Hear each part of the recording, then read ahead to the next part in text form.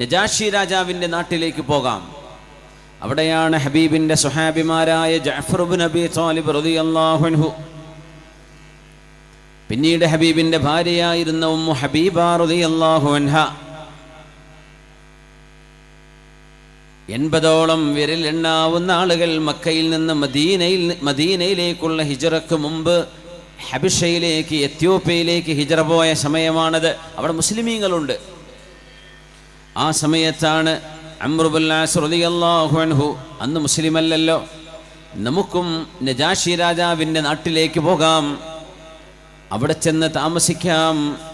Medina എങ്ങാനും മക്കയെ ഭരിക്കുകയാണെങ്കിൽ, ഇസ്ലാം മക്കയിലേക്ക് വ്യാപിക്കുകയാണെങ്കിൽ നമുക്കവിടെ പിടിച്ചു നിൽക്കാൻ കഴിയില്ല, അപമാനം കൊണ്ട് കണ്ടു നിൽക്കാനും കഴിയില്ല.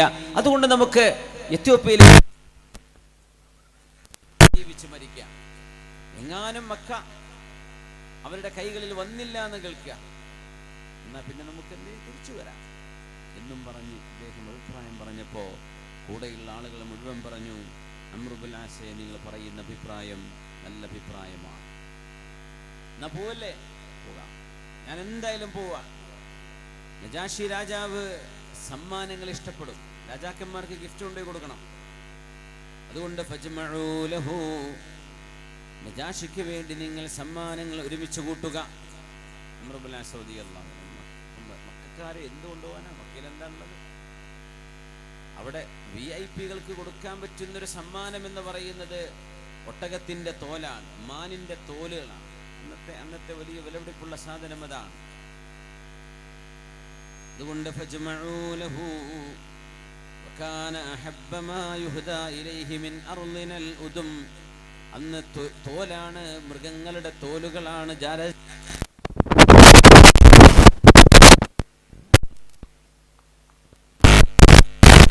അംർ ഇബ്നുൽ ആസ് എന്നവർ മക്കയിൽ നിന്ന് കടൽ കടന്ന് ആഫ്രിക്കയിലേക്ക് യാത്രയായി. ഹിജ്റ നടന്നതിന് ശേഷമാണിതൊക്കെ. അപ്പോഴേക്കും അല്ലാഹുവിന്റെ റസൂൽ സല്ലല്ലാഹു അലൈഹി വസല്ലം രാജാവിന്റെ മുമ്പിലേക്ക് ഹബീബിന്റെ ഒരു സ്വഹാബിയെ പറഞ്ഞയച്ചിട്ടുണ്ട്. അംർ ഇബ്നു ഉമയ്യത്തുൽ ലംരി റളിയല്ലാഹു അൻഹു. അംർ ഇബ്നു ഉമയ്യത്തുൽ ലംരി, ജഅഫർ റളിയല്ലാഹു അൻഹു അടക്കമുള്ള സ്വഹാബിമാർ നജാഷി രാജാവിന്റെ മുമ്പിൽ ജീവിക്കുമ്പോൾ അവരുടെ സുരക്ഷിതത്വം ഉറപ്പുവരുത്താൻ വേണ്ടി അല്ലാഹുവിന്റെ ഹബീബ് അയച്ചിരുന്ന സ്വഹാബിയാണ് അംർ ഇബ്നു ഉമയ്യ അൽ-ലംരി റളിയല്ലാഹു അൻഹു. രാജാവിന്റെ മുമ്പിലേക്ക് ഇയാൾ കയറി ചെല്ലുമ്പോൾ അംർ ഇബ്നു ഉമയ്യത്തുൽ ലംരി എന്ന നബിതങ്ങളുടെ ദൂതനുണ്ട്. റസൂലുള്ളാഹി, നബിതങ്ങളുടെ റസൂലുള്ളാഹി തങ്ങളുടെ ദൂതൻ, തങ്ങളുടെ റസൂല് അംർ ഇബ്നു ഉമയ്യ റളിയല്ലാഹു അൻഹു അൽ-ലംരി റളിയല്ലാഹു അൻഹു. അപ്പോൾ ഇവരൊക്കെ ഒരു നാട്ടുകാരാണ്. അംർ ഇബ്നുൽ ആസ് എന്നവർക്ക് മനസ്സിലങ്ങനെ പക കയറി, ദേഷ്യം പതച്ചു കയറി. കൂടുതൽ ആൾക്കാരോട് പറഞ്ഞു, പിന്നെ ഞാൻ രാജാവിനോട് ചോദിക്കും, ഈ എത്യോപ്യയിൽ വെച്ച് അംർ ഇബ്നു ഉമയ്യത്തിനെ എനിക്ക് വിട്ടുതരികയാണെങ്കിൽ ഞാൻ അയാളുടെ തല വെട്ടും. എന്തിനെന്നറിയോ? ഉഹദിലും ഖന്തഖിലും ബദറിലും നമുക്ക് സംഭവിച്ച നഷ്ടങ്ങൾക്ക് എന്തെങ്കിലും ഒരു പ്രതികാരം ഞാൻ ചെയ്തു എന്ന് എനിക്ക് സമാധാനിക്കാൻ. പുണ്യനബിയുടെ ദൂതനായ അംർ ഇബ്നു ഉമയ്യയെ നജാഷി രാജാവിന്റെ കൊട്ടാരത്തിൽ വെച്ച് ഞാൻ കൊല്ലും. കാരണം എന്റെ കൂട്ടുകാരനാണ് രാജാവ്, നജാഷി രാജാവ്. ഇയാൾക്കറിയില്ല നജാഷി രാജാവ് മുസ്ലിം ആവാൻ പോവുകയാണ് എന്ന്. മർഹബൻ ബിസ്വദീഖി, എന്റെ കൂട്ടുകാരന് സ്വാഗതം എന്ന് പറഞ്ഞ് നജാഷി രാജാവ് അംർ ഇബ്നുൽ ആസ് എന്നവരെ സ്വീകരിച്ചു. അംർ ഇബ്നുൽ ആസ് എന്നവരെ ചോദിച്ചു, എന്താണ് നിങ്ങളുടെ നാട്ടിൽ നിന്ന് എന്താണ് എനിക്ക് കൊണ്ടുവന്നത്? പറഞ്ഞു, ഞാനിതാ ഒരുപാട് മൃഗങ്ങളുടെ തോലുകൾ കൊണ്ടുവന്നിട്ടുണ്ട്. കണ്ടപ്പോൾ അദ്ദേഹത്തിന് ഭയങ്കര ഇഷ്ടമായി.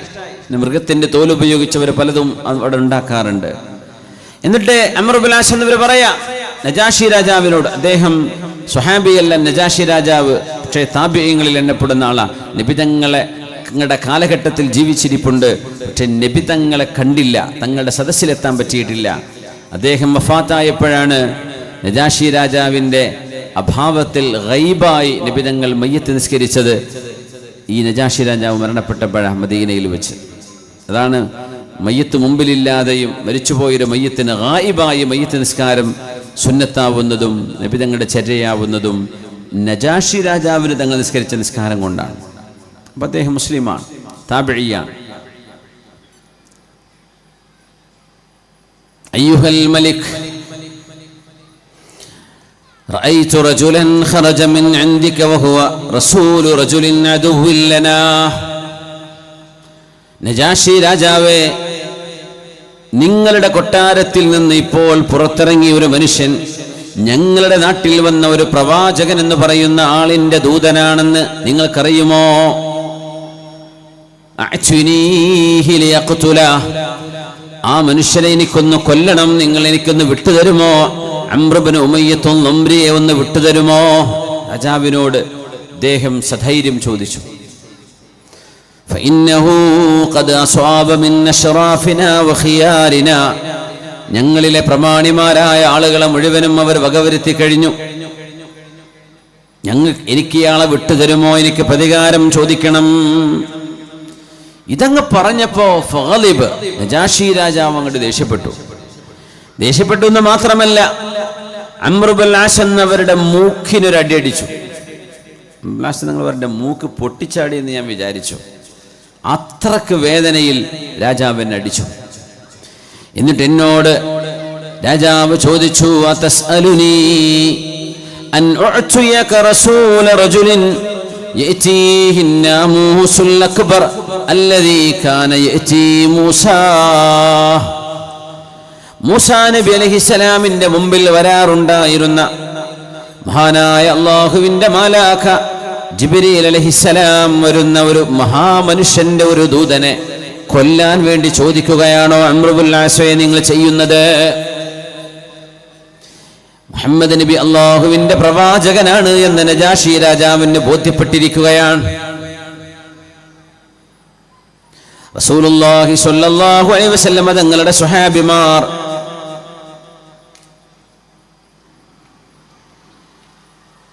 ഈ രാജാവിന്റെ മുമ്പിൽ അഭയം തേടിയ സമയം രാജാവിന് സമ്മാനങ്ങൾ കൊടുത്തവരെ തിരിച്ചു കൊണ്ടുവരാൻ ഒരു പരിശ്രമം നടന്നപ്പോ മഹാനായ ജഅഫർ ഇബ്നു അബീ ത്വാലിബ് റളിയല്ലാഹു അൻഹുവാണ് രാജാവിന്റെ മുമ്പിൽ ഇസ്ലാമിന്റെ സുന്ദരമായ മുഖം അവിടുന്ന് വെളിപ്പെടുത്തി കൊടുക്കുന്നത്. രാജാവിനോട് അവർ എന്തൊക്കെ പറഞ്ഞു? രാജാവേ, നിങ്ങളുടെ ആരാധ്യനായ ഈസ നബിയെ, യേശുക്രിസ്തുവിനെ പ്രവാചകനാണ് എന്ന് പറയുന്നവരാണിവർ. രാജാവ് പറഞ്ഞു, അങ്ങനെയാണോ? ജഅഫർ എന്നവരെ വിളിച്ചിട്ട് പറഞ്ഞു, മറിയം ബീവിയെ കുറിച്ച്, ഈസ നബിയെ കുറിച്ച് എന്താണ് നിങ്ങളുടെ പ്രവാചകൻ നിങ്ങളോട് പഠിപ്പിച്ചു തരുന്നത്? അപ്പോഴാണ് ജഅഫർ തങ്ങൾ പറയുന്നത്, രാജാവേ, ഞങ്ങളുടെ റസൂൽ പഠിപ്പിച്ചതേ ഞങ്ങൾക്ക് പറയാൻ കഴിയൂ. പ്രവാചകർക്ക് അല്ലാഹു ഇറക്കിക്കൊടുത്ത വിശുദ്ധമായ വചനങ്ങൾ ഞാനൊന്ന് ഓതിത്തരട്ടെയോ? അഊദു ബില്ലാഹി മിനശ് ശൈത്വാനിർ റജീം. ബിസ്മില്ലാഹിർ റഹ്മാനിർ റഹീം. വദ്കുർ ഫിൽ കിതാബി മറിയം إذ انتبذت من أهلها مكانا شرقيا فاتخذت من دونهم حجابا فأرسلنا إليها روحنا فتمثل لها بشرا سويا قالت إني أعوذ بالرحمن منك إن كنت تقيا قال إنما أنا رسول ربك لأهب لك غلاما زكيا قالت أنى يكون لي غلام ولم يمسسني بشر ولم أك بغيا قال كذلك قال ربك هو علي هين ولنجعله آية للناس ورحمة منا വകാന അംറൻ മഖ്ളിയാ. മറിയം ബീവി റളിയല്ലാഹു അൻഹ ഈസ നബിയെ ഗർഭം ചുമന്ന ചരിത്രമാണ് സൂറത്ത് മറിയമിൽ പറയുന്നത്. മാലാഖയായ ജിബ്രീൽ അലൈഹിസ്സലാം കന്യകയായിരുന്ന മറിയം ബീവിയുടെ മുമ്പിലേക്ക് ഒരു മനുഷ്യരൂപത്തിൽ വന്നതാണ് ചരിത്രം. മറിയമേ, നിങ്ങൾക്കൊരു കുഞ്ഞുണ്ടാകാൻ പോകുന്നുവെന്ന് അല്ലാഹു അറിയിക്കുന്നു. ഒരു പുരുഷൻ പോലും സ്പർശിക്കുകയോ തൊടുകയോ ചെയ്യാത്ത എനിക്കെങ്ങനെയാണ് മക്കളുണ്ടാകുന്നത്? ഖാല റബ്ബുകി ഹുവ അലയ്യ ഹയ്യിൻ.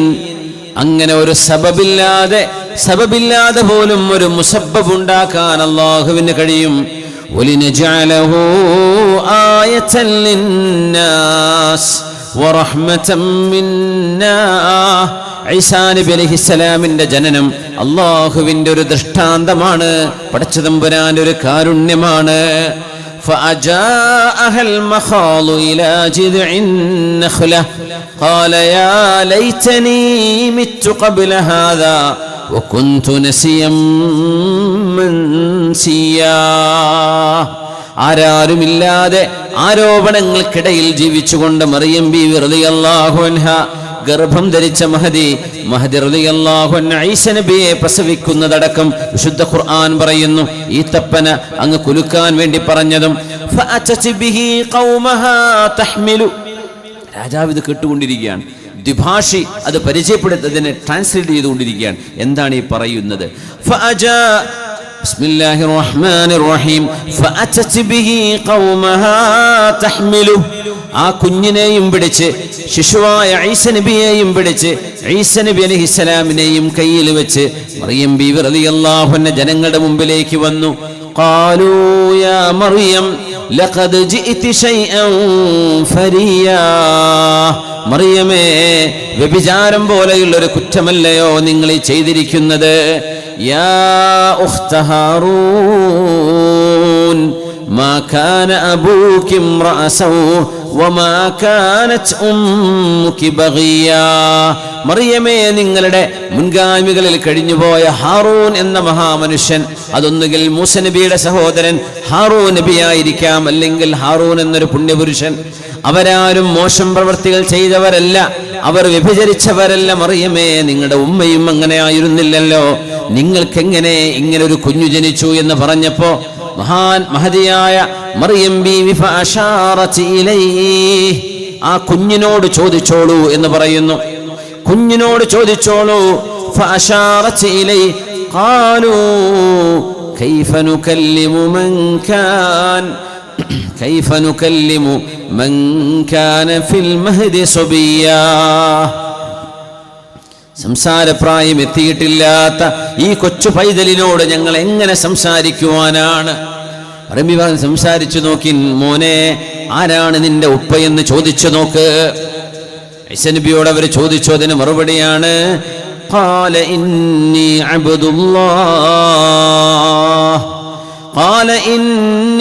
അബ്ദുല്ലാഹി ആതാനിയൽ കിതാബ് വജഅലനി നബിയ്യാ. ഞാൻ അല്ലാഹുവിന്റെ ദൂതനാണ്, ദൈവപുത്രനല്ല. ഞാൻ അല്ലാഹുവിന്റെ ഒരു സൃഷ്ടിയാണ്, ഞാൻ പടച്ച തമ്പുരാനല്ല. ഞാൻ അല്ലാഹുവിന്റെ ഒരു അബ്ദാണ്. ആതാനിയൽ കിതാബ്, അല്ലാഹു എനിക്ക് വേദഗ്രന്ഥം നൽകിയിട്ടുണ്ട്. വജഅലനി നബിയ്യാ, എന്നെ പ്രവാചകനായി റബ്ബ് നിശ്ചയിക്കുകയും ചെയ്തു. വജഅലനി മുബാറകൻ ഐനമാ കുൻത്, ഞാൻ എവിടെയായിരുന്നാലും എനിക്ക് അല്ലാഹു ബറക്കത്ത് നൽകിയിട്ടുണ്ട്. വഔസാനി ബിസ്സലാത്തി വസ്സകാത്തി മാ ദുംതു ഹയ്യാ, ജീവിച്ചിരിക്കുന്ന കാലത്തോളം നിസ്കാരം നിലനിർത്തുകയും സകാത്ത് കൊടുക്കുകയും ചെയ്യുന്നവനായി അല്ലാഹു എന്നെ മാറ്റിയിട്ടുണ്ട്. വബർറൻ ബിവാലിദതി, എൻ്റെ ഉമ്മയോട് നന്മ ചെയ്യുന്ന മോനാണ് ഞാൻ. വലം യജ്അൽനി ജബ്ബാറൻ ശഖിയാ, എന്നെ അല്ലാഹു അഹങ്കാരിയോ ധിക്കാരിയോ പരാജിതനോ ആക്കിയിട്ടില്ല. ആ ആയത്തുകൾ അവസാനിക്കുകയാണ് ചരിത്രം. വസ്സലാമു അലയ്യ യൗമ ഉലിദ്, ഞാൻ ജന്മം കൊണ്ട നാളിൽ അല്ലാഹു എനിക്ക് സമാധാനം നൽകിയിരിക്കുന്നു. വയൗമ അമൂത്, ഞാൻ മരണപ്പെടുന്ന നാളിലും. വയൗമ ഉബ്അസു ഹയ്യാ, ഞാൻ പുനരുദ്ധാരണ നാളിൽ വരുന്ന ദിവസവും എൻ്റെ മേൽ അല്ലാഹു സമാധാനം വർഷിച്ചിരിക്കുന്നു എന്ന് ഈസ നബി പറയുന്നതാണ്. സൂറത്ത് മറിയമിലെ 33-ാമത്തെ വചനം. 33 ഈസ നബി അലൈഹിസ്സലാം ഭൂമിയിൽ നിന്ന് ആകാശത്തേക്ക് ഉയർന്നു പോയ വയസ്സാണത്. ആ 33 വയസ്സാണ് സ്വർഗവാസികൾക്ക് അല്ലാഹു നൽകുന്ന വയസ്സ്. സ്വർഗത്തിൽ ഓരോരുത്തരും 33 വയസ്സും 60 മുഴം നീളവുമുള്ള വളരെ സുന്ദരന്മാരായിരിക്കുമെന്ന് പുണ്യനബി സ്വല്ലല്ലാഹു അലൈഹി വസല്ലം. അലാ തൂലി അബീകും ആദം, നിങ്ങളുടെ ഉപ്പയായ ആദം നബിയുടെ നീളത്തിലായിരിക്കും നിങ്ങളെന്ന് പറഞ്ഞപ്പോ വയസ്സ് പറഞ്ഞു 33. അതാരുടെ വയസ്സാ? ഈസാ നബി ആകാശത്തേക്ക് ഉയർന്നു പോയ വയസ്സാ. എന്നിട്ട് ഖുർആൻ ഈ ചരിത്രം അവസാനിപ്പിച്ചിട്ട് 33-ാമത്തെ ആയത്താണ് ഈ ചരിത്രം അവസാനിക്കേണ്ടത്. എന്നിട്ട് 34 അല്ലാഹു പറയാ ദാലിക ഈസ ഇബ്നു മറിയം, അവരാണ് ഈസാ ഇബ്നു മറിയം എന്ന് പറയുന്നവര്. ഖൗലൽ ഹഖ്ഖില്ലദീ ഫീഹി യംതറൂൻ, അവരാരാണ് എന്ന് സംശയങ്ങളുണ്ട് ലോകത്ത്. അത് ദൈവപുത്രനാണോ ദൈവമാണോ? വിശുദ്ധ ഖുർആൻ പറയുന്നു അല്ല, ഒരു പരിശുദ്ധ പ്രവാചകനായിരുന്നു ഈസ നബി അലൈഹിസ്സലാം. 33-ാമത്തെ ആയത്തിലാണ് ഈസ നബിയുടെ ജനനവും മരണവും പുനരുദ്ധാരണവും പറഞ്ഞത്. ആ 33 എന്ന നമ്പറും ഈസ നബി 33-ാമത്തെ വയസ്സെന്ന ഇവിടുന്ന് ആകാശലോകത്തേക്ക് ഉയർന്നു പോയത് എന്നും ആ വയസ്സിലാണ് സ്വർഗവാസികൾ സ്വർഗത്തിലേക്ക് പ്രവേശിക്കപ്പെടുന്നത് എന്നുമൊക്കെ ഖുർആനിന്റെ ഒരു സിറാണ്. അത് പറഞ്ഞിട്ടാണ് ദാലിക ഈസ ഇബ്നു മറിയം. ഇത് പറഞ്ഞപ്പോൾ നജാഷി രാജാവ് കരഞ്ഞുകൊണ്ടിരിക്കുകയാണ്. മുമ്പിലുള്ള മുഴുവൻ ആളുകളും കരഞ്ഞു. അദ്ദേഹം പറഞ്ഞു, the difference between us and you is not greater than this line. ഒരു വരങ്ങനെ വരച്ചു. എന്നിട്ട് പറഞ്ഞു, ഞങ്ങളും നിങ്ങളും തമ്മിലുള്ള വ്യത്യാസം ഈ വരയേക്കാളും വലുതൊന്നുമല്ല, നമ്മളും നിങ്ങളും വിശ്വസിക്കുന്നത് ഒന്നു തന്നെ എന്ന് പറഞ്ഞ് പുണ്യ നബിയിൽ വിശ്വസിച്ചു ആ മനുഷ്യൻ. അദ്ദേഹം രാജാവാണ്. ഒരു കാര്യം കൂടെ പറഞ്ഞു അദ്ദേഹം, നിങ്ങളുടെ പ്രവാചകൻ മുഹമ്മദ് നബി തങ്ങൾക്ക് വരുന്ന റെവലേഷൻ, വരുന്ന വഹ്യ്, ഈസ നബി അലൈഹിസ്സലാമിന് അല്ലാഹു നൽകിയ വഹ്യും രണ്ടും ഒരു പ്രകാശത്തിൻ്റെ സോഴ്സിൽ നിന്നാണ്. അപ്പോഴാണ് മുസ്ലിമീങ്ങളെ തിരിച്ചു കൊണ്ടുവരാൻ വേണ്ടി പോയ അംർ ഇബ്നുൽ ആസ്, ഒരിക്കൽ മുമ്പ് പോയ ആളാണ്, ലഭ്യരായിട്ട് തിരിച്ചു പോരുന്നത്. രണ്ടാമത് രാജാവിൻ്റെ അടുത്ത് അഭയം പ്രാപിക്കാൻ വേണ്ടി ചെന്നു എന്ന് മാത്രമല്ല, അംർ ഇബ്നു ഉമയ്യ എന്ന് പറയുന്ന പുണ്യനബിയുടെ സ്വഹാബിയെ ഒന്ന് കൊല്ലാൻ തരുമോ എന്ന് ചോദിച്ചപ്പോൾ ഈ രാജാവ് കൊടുത്ത മറുപടിയാണ്, അതസ്അലുനി അൻ ഉഅ്തിയക റസൂല റജുലിൻ യതീഹി നാമൂസുൽ അക്ബർ. നാമൂസുൽ അക്ബർ എന്ന് പറയുന്നത് മഹാനായ ജിബ്രീൽ അലൈഹിസ്സലാമിനെ ഉദ്ദേശിച്ചുകൊണ്ടാണ്. വറഖത്ത് ഇബ്നു നൗഫൽ എന്ന് പറയുന്ന ഖദീജ ബീവി റളിയല്ലാഹു അൻഹയുടെ കസിൻ ഇബ്നു അം, അന്ന് ഹിറാ ഗുഹയിൽ നിന്ന് നബി തങ്ങൾക്ക് ഇഖ്റ എന്ന് ജിബ്രീൽ അലൈഹിസ്സലാം ഓതിക്കൊടുത്തതും കെട്ടിപ്പിടിച്ചതും ആലിംഗനം ചെയ്തതും അത് കണ്ട് പേടിച്ചതും ഒക്കെ നമുക്ക് ഓർമ്മയുണ്ടല്ലോ. ആ സമയം ഖദീജ ബീവി റളിയല്ലാഹു അൻഹ വറഖത്ത് ഇബ്നു നൗഫൽ എന്ന് പറയുന്ന ഖദീജ ബീവിയുടെ അമ്മാവന്റെ മോന്റെ അടുത്ത് കൊണ്ടുപോയി വറഖത്ത് ഇബ്നു നൗഫൽ പറഞ്ഞ വാക്കും ഇതുതന്നെയാണ്, ജാഅക നാമൂസുൽ അക്ബർ. ആ വലിയ മാലാഖ, the great angel, archangel Gabriel, ജിബ്രീൽ അലൈഹിസ്സലാം, ആ നബിയാണ്, ആ ഒരു പ്രവാചകൻ, ആ ഒരു വഹയുമായി വരുന്ന ദൂതനാണ്, മാലാഖയാണ് നബിയെ നിങ്ങളുടെ അടുത്തേക്ക് വന്നത്. അൻത റസൂലു ഹാദിഹിൽ ഉമ്മ, you shall be the messenger of this world. ഇത് നബി തങ്ങളോട് അന്ന് വറഖത്ത് ഇബ്നു നൗഫൽ പറഞ്ഞിട്ടുണ്ട്. ഇപ്പോ നജാഷി രാജാവ് അംർ ഇബ്നുൽ ആസിനോട് പറയാണ്, അതസ്അലുനി അൻ ഉഅ്തിയക റസൂല റജുലിൻ യഅതീഹി നാമൂസുൽ അക്ബർ അല്ലദീ കാന യഅതീ മൂസാ. മൂസ നബിയുടെ മുമ്പിലേക്ക് വരുമായിരുന്ന ജിബ്രീൽ അലൈഹിസ്സലാം എന്ന മാലാഖ, ദിനേന വന്ന് വഹ്യ് കൊടുക്കുന്ന ഒരു പുണ്യപ്രവാചകന്റെ ദൂതനായ അംർ ഇബ്നു ഉമയ്യ എന്ന് പറയുന്ന മനുഷ്യനെ ലിതഖ്തുലഹു, കൊല്ലണം എന്ന് പറഞ്ഞ് എന്നോട് ചോദിക്കുകയാണോ?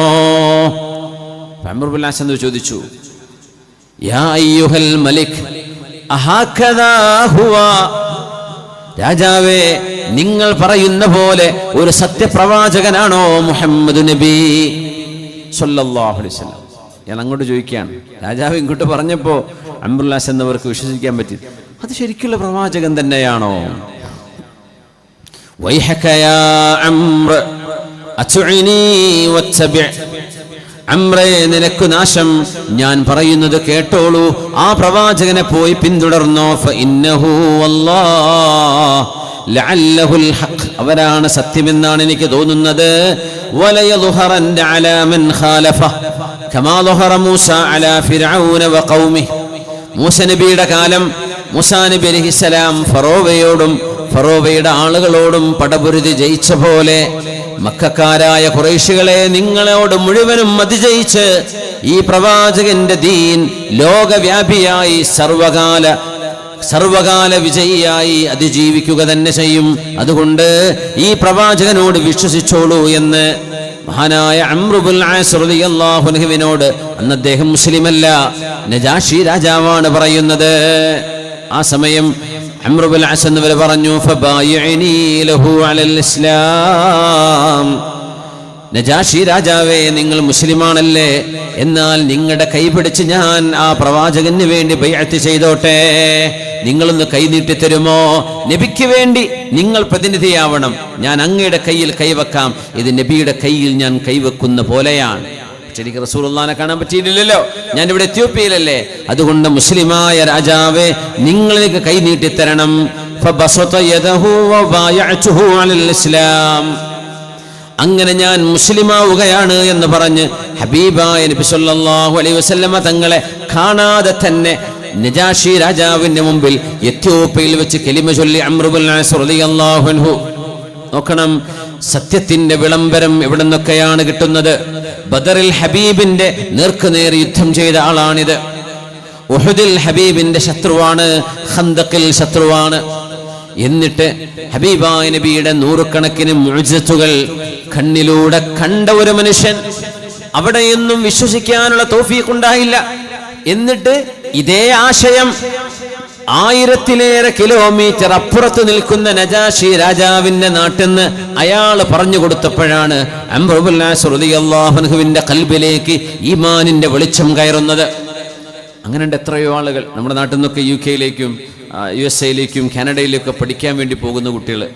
നമ്മൾ വിചാരിക്കും അവരവിടെ അടിച്ചു പൊളിച്ച് മോശമായിട്ടായിരിക്കും തിരിച്ചു വരാൻ. അവിടെ എത്തിയിട്ട് നല്ല താടിയും തൊപ്പിയൊക്കെ വെച്ച് നല്ല അദബുള്ള നല്ല മക്കളായി ഈമാനും തഖ്വയുമുള്ളവരായി തിരിച്ചു പോരുന്ന എത്രയോ ആളുകളുണ്ട്, എത്രയോ കുട്ടികളുണ്ട്. നമ്മുടെ വിദ്യാർത്ഥികൾ ഓസ്ട്രേലിയയിൽ പോകുന്നു, വിചാരിക്കും അവിടെ പോയാൽ ആകെ കിടന്നു പോകുന്നു. അങ്ങനെയൊന്നുമല്ല, അവിടെയും നല്ല ദീനുണ്ട്, നല്ല നല്ല ഇസ്ലാമിക് സെൻ്ററുകളുണ്ട്, ഇഷ്ടംപോലെ ഉണ്ട്. നമുക്കിവിടെ ഇഷ്ടംപോലെ ഉള്ളൂ, നമുക്കിതിൻ്റെ വില അറിയില്ല, പിന്നെ നമുക്ക് തമ്മിൽ തല്ലാനേ നേരമുള്ളൂ.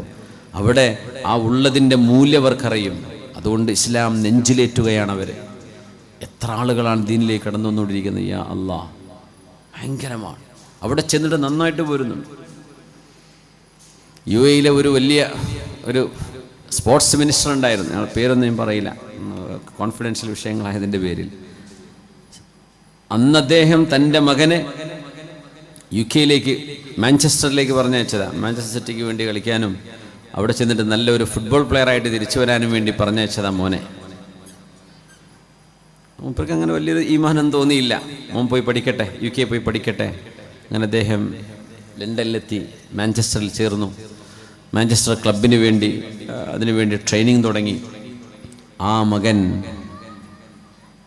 5 വർഷം കഴിഞ്ഞ് തിരിച്ചു വരുന്നത് വാപ്പ വിചാരിച്ച പോലെ ഫുട്ബോൾ കളിക്കാരനായിട്ടല്ല. അദ്ദേഹം നല്ല തലപ്പാവ് വെച്ച് താടി വെച്ച് ഖുർആൻ മുഴുവനും ഹിഫ്ളാക്കി നല്ലൊരു പണ്ഡിതനായിട്ടാണ് അവിടെ തിരിച്ചു വന്നത്. അദ്ദേഹം നേതൃത്വം കൊടുക്കുന്ന പള്ളിയുണ്ട്, തറാവീഹിനൊക്കെ ആൾക്കാരവിടെ തിങ്ങിക്കൂടാണ്. അദ്ദേഹം നടത്തുന്ന ദീനീ സ്ഥാപനങ്ങളുണ്ട്, സ്കൂളുകളുണ്ട്. ഈ മകൻ സ്പോർട്സ് മന്ത്രിയുടെ മകനാ. പോയത് ഒരു കാര്യത്തിനാണ്, തിരിച്ചു വന്നത് വല്ലാത്ത മാറ്റത്തിലാണ്. അങ്ങനെ ഉണ്ടാവും. നമ്മുടെ നാട്ടിലതുണ്ട്, നമുക്കതിൻ്റെ വില അറിയില്ല. നാട് വിട്ടു പോകുമ്പോഴേക്കും വില മനസ്സിലാവുക. അംർ ഇബ്നുൽ ആസ് റളിയല്ലാഹു അൻഹു മക്കയിലും മദീനത്തും ജീവിച്ച ആളാ. പക്ഷേ അന്നൊന്നും അദ്ദേഹത്തിന് മുസ്ലിം ആവാൻ തോന്നിയില്ല. അംർ ഇബ്നുൽ ആസ് എന്നവര് ഇസ്ലാമിനെ കേൾക്കുന്നത് പിന്നെ നജാഷി രാജാവിൻ്റെ എത്യോപ്യയില, ആഫ്രിക്കൻ്റെ ഉള്ളിൽ അവിടുന്ന് കലിമ ചൊല്ലി. നോക്കണം, ഹിദായത്തിൻ്റെ പ്രകാശം എപ്പോഴാണ് എങ്ങനെയാണ് ഒരു മനുഷ്യൻ്റെ ഖൽബിലേക്ക് കടക്കുന്നത് എന്ന് ആർക്കും അറിയില്ല. ഇന്നക ലാ തഹ്ദീ മൻ അഹ്ബബ്ത വലാകിന്നല്ലാഹ യഹ്ദീ മൻ യശാ. നബിയേ, ഹിദായത്തിന്റെ വെളിച്ചം നൽകുന്നത് അള്ളാഹുവിന്റെ പ്രത്യേകമായൊരു ഇടപെടലാണ്, റബ്ബിന്റെ ഇടപെടലാണ്. അംർ ഇബ്നുൽ ആസ് റളിയല്ലാഹു അൻഹു എത്യോപ്യയിൽ നിന്ന് ഹബീബിനെ കാണാൻ വേണ്ടി, മദീനയെ കാണാൻ വേണ്ടി പുണ്യനബി തങ്ങളെ കൈപിടിച്ച് ഇസ്ലാം സ്വീകരിച്ച വിവരം നബി അറിയിക്കാൻ വേണ്ടി ആകാംക്ഷയോടുകൂടെ എത്യോപ്യയിൽ നിന്ന് മദീനയിലേക്ക് യാത്രയാകുന്നു അംർ ഇബ്നുൽ ആസ് റളിയല്ലാഹു അൻഹു. മദീനയിലേക്ക് യാത്ര പോകുന്ന വഴി ഖാലിദ് ഇബ്നുൽ വലീദ് റളിയല്ലാഹു അൻഹു മക്ക മദീനക്ക് ഇടയിലുള്ള ഒരു യാത്രയിൽ വെച്ച് തന്റെ കൂട്ടുകാരനെ കണ്ടുമുട്ടി. നേരത്തെ പറഞ്ഞ ഖാലിദ് എന്നവര് 4 ദിവസം നബി മക്കത്ത് വരുന്നു കണ്ട കണ്ണു കടികൊണ്ട് അവിടെ നിന്ന് രാജ്യം വിട്ട ആളാണ്. ഞാൻ ആ നാട്ടിൽ നിൽക്കൂല, എനിക്ക് കാണാൻ പറ്റൂല, അസൂയ കൊണ്ട് അല്ല, അപ്പം എന്ത് ചെയ്യും? ആ മനുഷ്യൻ പുണ്യനബി തങ്ങളുടെ ഒരു വാക്കാണ്, ലൗ അന്ന ഖാലിദൻ അതാനാ ലനുക്രിമന്നഹ്, ഖാലിദെങ്ങാനും വലീദേ എന്റെ അരികത്തേക്ക് വരികയാണെങ്കിൽ ഖാലിദിനെ ഞാൻ ആദരവും ബഹുമാനവും കൊടുത്ത് സ്വീകരിക്കും. ആര് സ്വീകരിക്കുന്ന ഈ പറയണത്? പച്ച മുശ്രിക്കായിരുന്ന ഖാലിദ് എന്നവരെ അള്ളാഹു ഹബീബിന് തോന്നിപ്പിച്ചു കൊടുത്തതാണത്. ഈമാനിന്റെ വെളിച്ചം ആ മഹാന്റെ ഖൽബിലേക്ക് വരും. സൈഫുല്ലാഹിൽ മസ്ലൂൽ, അള്ളാഹുവിന്റെ വാള് എന്ന് നബി തങ്ങൾ പറഞ്ഞു. അങ്ങനത്തെ മഹാനായി മാറിയില്ലേ ഈ ഖാലിദ് എന്നവര്? നബി തങ്ങളുടെ ഒരൊറ്റ വാക്കാണ്. നേരെ മറിച്ച് ഖാലിദ് എന്ന് പോയല്ലേ, ഞാൻ പിന്നെ പൊരുത്തപ്പെട്ടു കൊടുക്കൂല, അല്ലെങ്കിൽ എൻ്റെ എല്ലാ ശാപം ഉണ്ടാവട്ടെ, അവൻ എന്നെ കാണാതെ പോയില്ലേ എന്നൊന്നും ശാപവും കുരുത്തക്കേടൊന്നും നബി തങ്ങൾ കൊടുത്തില്ല. തങ്ങൾ എന്താ പറഞ്ഞത്? ആയിക്കോട്ടെ, എന്തെങ്കിലും വരികയാണെങ്കിൽ ഞാൻ അവനെ സ്നേഹത്തോടെ സ്വീകരിക്കുന്നു. അനുജനോട് പറഞ്ഞതാ, അനുജനത് ജ്യേഷ്ഠനോട് പറഞ്ഞു ഖാലിദ് എന്നവരോട്. പിന്നെ ഖാലിദ് എന്നവർക്ക് നിൽക്കാൻ പറ്റിയില്ല, ഹബീബിനെ കാണണം. മദീനയിലേക്ക് പോകുന്ന വഴിയിൽ ഖാലിദ് ഇബ്നുൽ വലീദ് റളിയല്ലാഹു അൻഹു ഉണ്ട്. ഖാലിദ് ഇബ്നുൽ വലീദ് എന്നവരെ കണ്ടപ്പോ അംർ ഇബ്നുൽ ആസ് എന്നവർ ചോദിച്ചു, ഇലാ ഐന യാ അബാ സുലൈമാൻ. ഖാലിദ് എന്നവരെ അബൂ സുലൈമാൻ എന്നാ വിളിക്കാം. ഇലാ ഐന യാ അബാ സുലൈമാൻ, ഖാലിദേ നിങ്ങൾ എങ്ങോട്ടാണ് പോകുന്നത്? പറഞ്ഞു, ഖറജ്തു ആമിദൻ ലിറസൂലില്ലാഹി സ്വല്ലല്ലാഹു അലൈഹി വസല്ലം ലിഉസ്ലിം, ഞാൻ മുസ്ലിം ആവാൻ വേണ്ടി ഹബീബിനെ കാണാൻ പോവുകയാണ് സ്വല്ലല്ലാഹു അലൈഹി വസല്ലം. ഹബീബിനെ ഒന്ന് കാണണം. ചെറുപ്പക്കാരെ, നമ്മൾ ഒരുപാട് യാത്ര പോകുന്നവരായിരിക്കും. പ്രത്യേകിച്ച് കൊറോണയ്ക്ക് ശേഷം എല്ലാവരും യാത്ര ഭയങ്കര കൂടിയിട്ടുണ്ട്. പൈസ ഒന്നും എടുത്തിച്ചിട്ട് കാര്യമില്ല, അത് പോകുമ്പോൾ പെട്ടെന്ന് പോകും, പിന്നെ പറ്റുന്നിടത്തോളം നാടൊക്കെ കാണട്ടെ എന്നൊക്കെ ഒരു ചിന്ത വന്നിട്ടുണ്ട്. ഇപ്പോൾ ട്രാവൽ ഇൻഡസ്ട്രിയൊക്കെ ഭയങ്കരമായ റഷാണ്. ഇപ്പോൾ എത്രയോ ഫ്ലൈറ്റുകൾ കൂടി, അതിലൊക്കെ ആൾ ഫുള്ളാണ്, ഇഷ്ടം പോലെയാണ്, ആൾക്കാർ ഇഷ്ടം പോലെ യാത്ര ചെയ്യുന്നുണ്ട്. എന്നൊന്നും കുഴപ്പമില്ല, ഹലാലായ യാത്രയാണെങ്കിൽ മാഷാ അല്ലാഹ് നിഅമ വദാക്. നിങ്ങൾ യാത്ര പോകുമ്പോഴേ ഒരു നാട്ടിലെത്തുമ്പോൾ അവിടുത്തെ ഏറ്റവും നല്ലൊരു മഹാനായ മനുഷ്യനെ ചെന്ന് കാണണം, ശ്രമിക്കണം. അവിടുത്തെ ഒരു ആരിഫിനെ, ഒരു വലിയുണ്ടെങ്കിൽ, ഒരു ആലിമിനെ, ഒരു സയ്യിദുണ്ടെങ്കിൽ, അത് മറവട്ട് കിടക്കുന്നവരാകട്ടെ ജീവിച്ചിരിക്കുന്നവരാകട്ടെ, അവരെ ഒന്ന് സിയാറത്ത് ചെയ്യണമെന്ന നിയ്യത്തോടുകൂടെ ഒരു നാട്ടിലെത്തിയാൽ ഇവിടുത്തെ മഹാന്മാർ, ദുആക്കുത്തരുള്ള മഹാന്മാർ ആരെങ്കിലും ഉണ്ടോ എന്ന് അന്വേഷിക്കണം. എവിടേക്ക് ദൂരയാത്ര പോവുകയാണെങ്കിലും ഒരു നിയ്യത്ത് വേണം. ഞാൻ പോകുന്നത് ഖറജ്തു ആമിദൻ ലിറസൂലില്ലാഹ് സ്വല്ലല്ലാഹു അലൈഹി വസല്ലം, പുണ്യ നബിയെ കാണാൻ മദീന ലക്ഷ്യമാക്കി പോവുകയാണ്. മഹാനായ ഖാലിദ് റളിയല്ലാഹു അൻഹു പറഞ്ഞു, വല്ലാഹി ലഖദ് ഇസ്തഖാമൽ മൻസിം, വല്ലാഹി ലഖദ് ഇസ്തഖാമൽ മൻസിം. ചില റിവായത്തുകളിൽ ലഖദ് ഇസ്തഖാമൽ മൈസിം. മൈസിം എന്ന് പറഞ്ഞാൽ ഭംഗി എന്നാണ് അതിനർത്ഥം. ഭംഗിയും അലങ്കാരവും എന്ന് ഖാലിദ് റളിയല്ലാഹു അൻഹു ഉദ്ദേശിച്ചത് വിശുദ്ധ ഇസ്ലാമിന്റെ സത്യത്തെയാണ്. സത്യം വ്യക്തമായിരിക്കുന്നു എന്നാണ് ഖാലിദ് എന്നവർ പറയുന്നത്. വല്ലാഹി ലഖദ് ഇസ്തഖാമൽ മൈസിം, അല്ലെങ്കിൽ ലഖദ് ഇസ്തഖാമൽ മൻസിം. സത്യം എന്താണെന്ന് ബോധ്യപ്പെട്ടു അംർ ഇബ്നുൽ ആസ്. ഇനി നമ്മൾ കാത്തിരിക്കണമോ? ഇതൊരു ക്വാളിറ്റിയാണ് കേട്ടോ. ബോധ്യപ്പെട്ട പിന്നെ അതിനനുസരിച്ച് നമ്മൾ മാറണം. ചിലതുണ്ടല്ലോ, എന്തായാലും സിന്ദാബാദ്, എന്ത് ദുൽമ ചെയ്താലും സിന്ദാബാദ്, അങ്ങനെയല്ല. അതിനൊക്കെ തക്ബീർ എല്ലാം നിൽക്കണ്ട. എന്ത് ചെയ്യുക? ഇത് ന്യായമാണോ? ഈ ചെയ്യുന്ന സത്യമാണോ?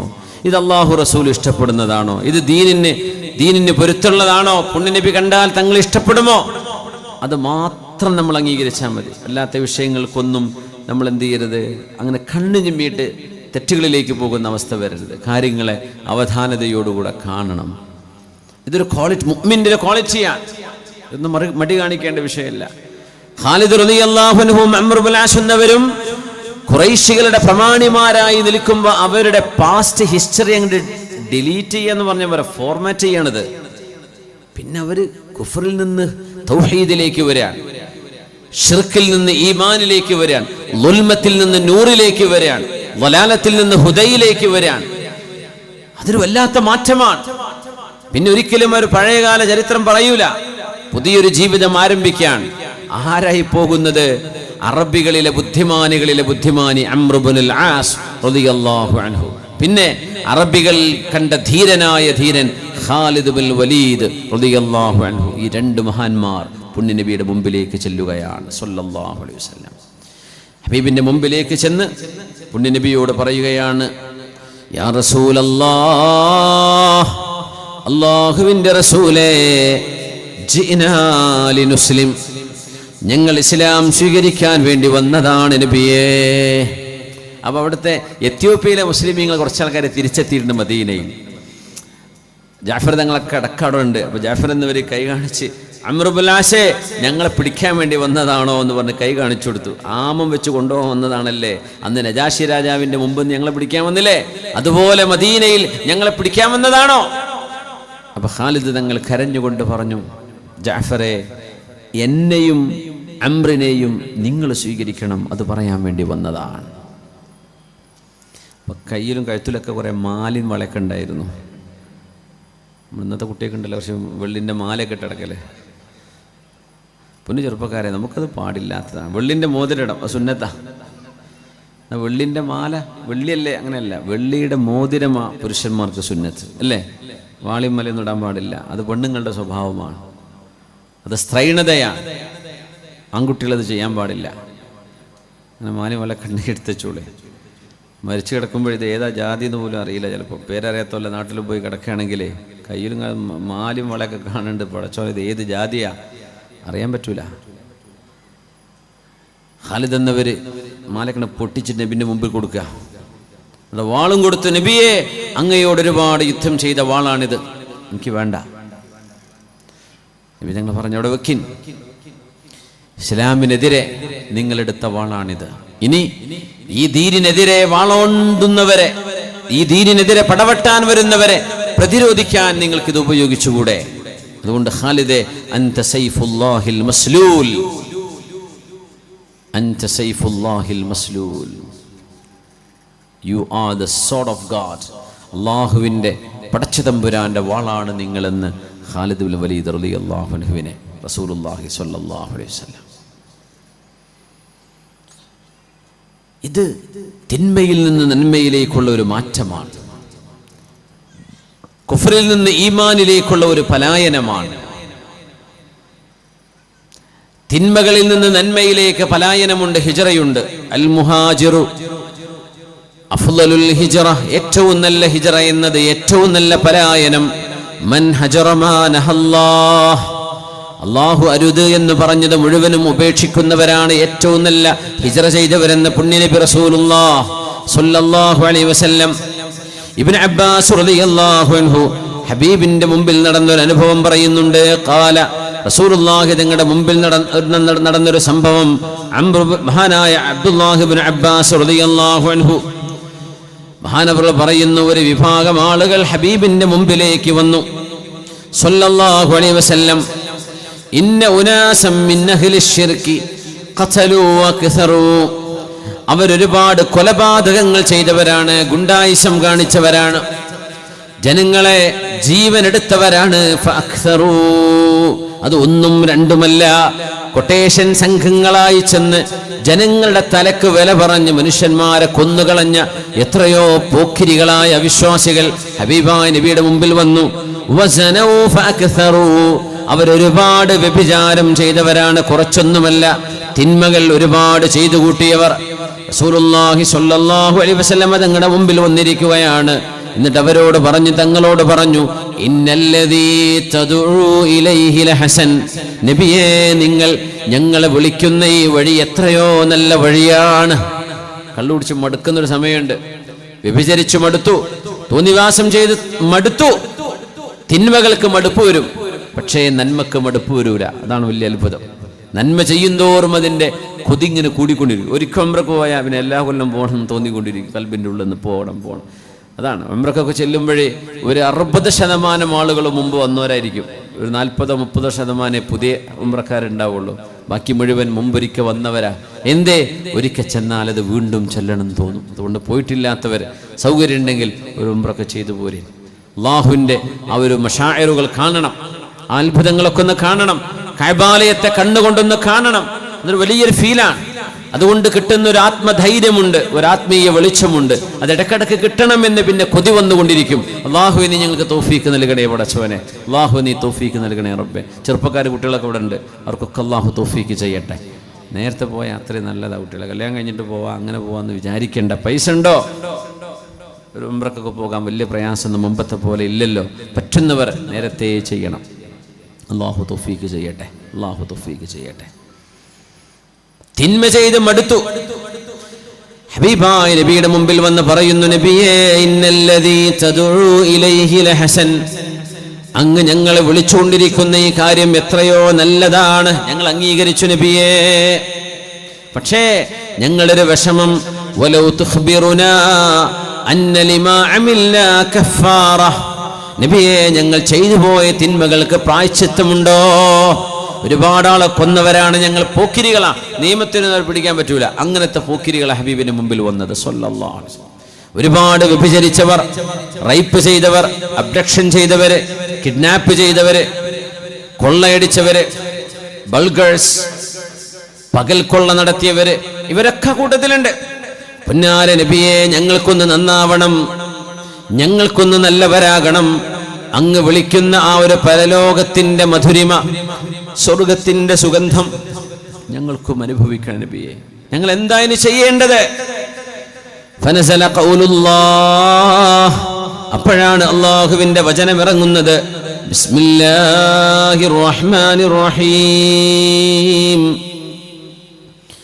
വല്ലദീന ലാ യദ്ഊന മഅല്ലാഹി ഇലാഹൻ ആഖർ ولا يقتلون النفس التي حرم الله إلا بالحق ولا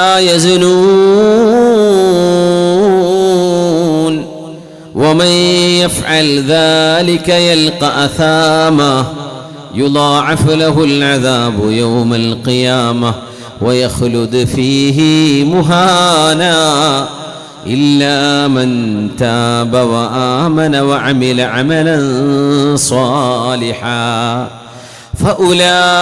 فأولئك يبدل الله سيئاتهم حسنات وكان الله غفورا رحيما. സ്വർഗത്തിലേക്ക് പോകുന്ന ആളുകൾ ആരൊക്കെയാണ് എന്ന് വിശുദ്ധമായ ഖുർആൻ പഠിപ്പിക്കുന്ന സൂറത്തുൽ ഫുർഖാനിന്റെ അവസാന ഭാഗങ്ങളാണ് നബിതങ്ങൾക്ക് ആയത്തുകളായി ഇറങ്ങുന്നത്. ഈ ആയത്തിറങ്ങിയ പശ്ചാത്തലമോ വ്യഭിചാരവും തിന്മയും കൊലപാതകമടക്കമുള്ള മഹാപാതകങ്ങൾ ചെയ്തവർ ഞങ്ങൾക്കൊന്ന് നന്നാവണം എന്ന് ഹബീബിനോട് വന്ന് പറഞ്ഞ നേരം നമുക്കൊക്കെ നന്നാവാൻ അവസരമുണ്ട്. ജീവിതത്തിൽ നഷ്ടപ്പെട്ടു പോയ സമയം വീണ്ടെടുക്കാൻ അവസരമുണ്ട്. നമ്മളിനി നന്നാവൂലേ, നമ്മളിപ്പോൾ ഇനി കുരുത്തം കെട്ടുപോയോ, അങ്ങനെ ഒന്നും ചിന്തിക്കേണ്ട. റൂഹ് തൊണ്ടക്കുഴിയിലെത്തിയിട്ടില്ലേ, നന്നാവാൻ സമയമുണ്ട്. റൂഹ് ഇവിടുത്തെന്ന് പറഞ്ഞാൽ ശരീരത്തിൻ്റെ most of the body is dead. ഇനി ആകെ ജീവനുള്ളത് കഴുത്തിൻ്റെ മേലേക്കുള്ളൂ.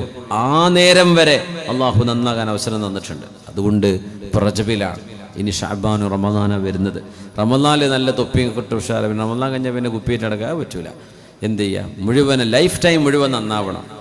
ആ ഒരു ദൃഢനിശ്ചയം അല്ലേ, അങ്ങനെ ആയി പോകണം. റമദാനിൽ തൊപ്പി കഴിഞ്ഞാൽ കുപ്പി, അങ്ങനെ ആയി പോകരുത്. അള്ളാഹു നമ്മളൊക്കെ ഇസ്തിഖാമത്തിന് അള്ളാഹു സഹായിക്കട്ടെ. നന്മയിൽ നിലനിന്നു പോവുക, consistency in goodness, it is A challenge. അത് എളുപ്പമുള്ള കാര്യമല്ല. നിലനിന്നു പോവുക എന്ന് പറഞ്ഞാൽ മെയിൻറ്റെയിൻ ചെയ്ത് കൊണ്ടുപോകണം നന്മയിൽ. അള്ളാഹു തൗഫീക്ക് ചെയ്യട്ടെ, അള്ളാഹു തൗഫീക്ക് ചെയ്യട്ടെ. വല്ലദീന ലാ യദ്ഊന മഅല്ലാഹി ഇലാഹൻ ആഖർ, പശ്ചാത്തപിച്ച് മടങ്ങണം എന്നാഗ്രഹിക്കുന്നവർക്ക് അള്ളാഹു തുറന്നു വെച്ച പ്രതീക്ഷയുടെ ഒരു കവാടമാണ് ഈ ആയത്തുകളൊക്കെ.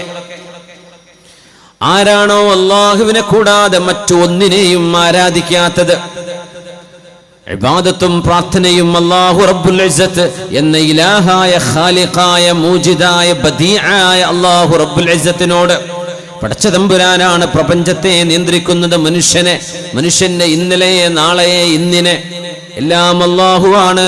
അതുകൊണ്ട് ശിർക്ക് ചെയ്യാതെ ജീവിക്കുന്നവർ ولا يقتلون النفس التي حرم الله إلا بالحق. ഒരു ജഡ്ജിക്ക് ന്യായമായി തോന്നുന്ന ഒരു വിഷയത്തിൽ ഒരാളുടെ ജീവന് ഒരു മനുഷ്യന്റെ ജീവൻ എടുക്കുന്ന ഡെത്ത് പെനാൽറ്റി കൊടുക്കാൻ ഒരു ജഡ്ജിക്ക് അവകാശമുണ്ട് എന്നല്ലാതെ സിവിലിയൻസിന്, സാധാരണക്കാർക്ക് ഒരാളെ കൊല്ലാൻ അവകാശമില്ല. തന്റെ വാപ്പയെ കൊന്ന ആളാണ്, ഈ മോന് പോയിട്ട് വാപ്പാനെ കൊന്ന കൊലയാളെ കൊല്ലാൻ പറ്റുമോ? കൊല്ലാൻ പറ്റൂല. അങ്ങനെ കൊന്ന ഇവന് കോടതി തിരിച്ചു കൊല്ലും. വാപ്പയെ കൊന്ന ആളെ കൊല്ലേണ്ടത് ജഡ്ജാണ് ഉത്തരവിടേണ്ടത്, കോടതിയെ ചെയ്യേണ്ടത്, നാട്ടുകാരല്ല. അതാണ് വിഷയം. ചെയ്യാൻ പാടില്ല. അതുകൊണ്ടാണ് ഇല്ലാ ബിൽ ഹഖ് എന്ന് പറയാൻ കാരണം. വലാ യസ്നൂൻ, വ്യഭിചാരം ചെയ്യാത്തവരുമാണ് അല്ലാഹുവിന്റെ സ്വർഗവാസികളായ ആളുകൾ. അവർ വ്യഭിചരിക്കുന്നവരല്ല. എന്നിട്ട് അല്ലാഹു പറയാ വമൻ യഫ്അൽ ദാലിക യൽഖ അസാമാ. ഇതാരൊക്കെയാണോ ചെയ്യുന്നത്, കൊലപാതകം, വ്യഭിചാരം, ശിർക്ക് പോലെയുള്ള പാതകങ്ങൾ, അവർക്ക് കടുത്ത ശിക്ഷയുണ്ട്. യുദാഅഫ് ലഹുൽ അദാബു യൗമൽ ഖിയാമഹ്. നാളെ പരലോകത്ത് അല്ലാഹു കടുത്ത ശിക്ഷയാണ് അവർക്ക് ഏറെ ഇരട്ടിയായി കൊടുക്കുന്നത്. വയഖ്ലുദു ഫീഹി മുഹാനാ. നാളെ പരലോകത്തെ അദാബിലായി ശാശ്വതമായി നിന്ദ്യരായി കഴിയേണ്ടി വരും എന്ന് പറഞ്ഞിട്ട് അല്ലാഹു ഇനി 70-ാമത്തെ ആയത്തിൽ പറയുന്ന ഭാഗം നോക്കി. ഇങ്ങനെയൊക്കെ ചെയ്താ ശിക്ഷയുണ്ടെന്ന് പറഞ്ഞു. അല്ലാഹു തുടരുകയാണ്, ഇല്ലാ മൻ താബ വആമൻ. പശ്ചാത്തപിച്ചു മടങ്ങിയവരൊഴികെ, തൗബ ചെയ്ത് മടങ്ങിയവരൊഴികെ. പടച്ചവനെ മാപ്പാക്കി തരേണമേ എന്ന് റബ്ബിനോട് താണുകേണ് ചോദിച്ച് തൗബ ചെയ്ത് മടങ്ങിയവരൊഴികെ.